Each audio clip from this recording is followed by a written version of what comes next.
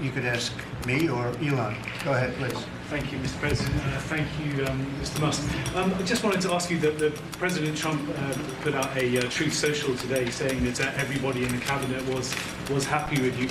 I just wondered if you had heard otherwise, and if you had heard anything about members of the cabinet who weren't happy with the way things were going, and if so, what are you doing to address those any dissatisfaction? Hey, Elon, let the cabinet speak just for a second. Anybody unhappy with Elon? If you are, we'll throw him out of here. Is anybody unhappy?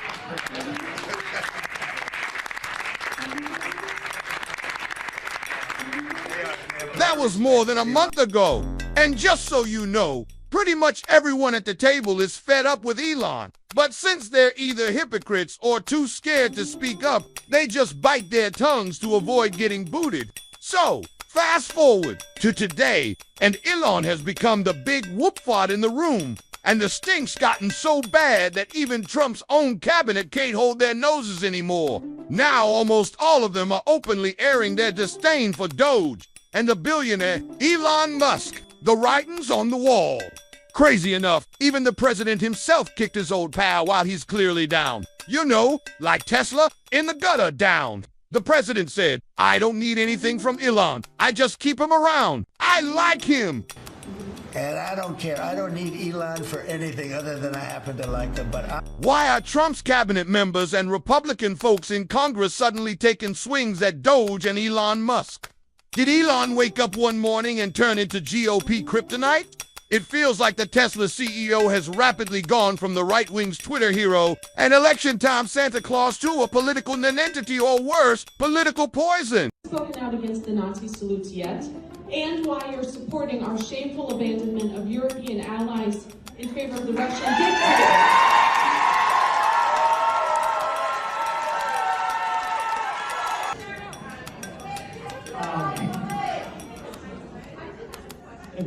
Yeah, I got the question, Ed.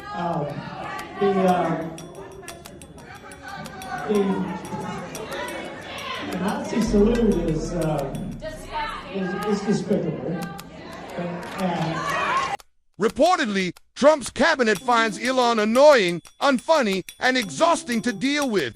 Trump and his inner circle are just plain tired of Elon Musk. Say what you will about the libs and rage all you like, but it's getting kind of awkward how many of their crazy predictions are quietly checking themselves off like a prophecy Toto list. Case in point, Trump's transportation secretary is now pointing fingers at Elon and DOGE after a string of fatal plane crashes. But I want to talk about DOGE for a second. Okay, I know there's been a lot of people there's been some freak out, there's been some concern, there's been a lot of emotion. And I would just tell you, do I want to make our government more efficient?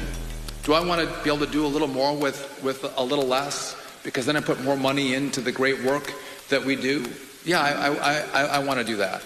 But you can't do that without good people, right? And so, though I want us to be more efficient, I also look, and as I think of DOGE cutting things, I don't know about that elsewhere, but we actually build things here, right? You can't cut your way to a new road. You can't cut your way to a new bridge. You can't cut your way into a new air traffic control system. So we're actually going to build in this department.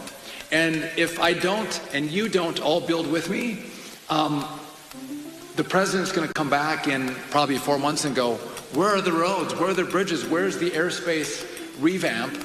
And he's going to give us a very hard time. And so it's no longer just a breaking news. House and Senate Republicans are quickly growing tired of Elon Musk, especially as he tries to strong-arm them into following his policy agenda with the threat of well-funded primary challenges.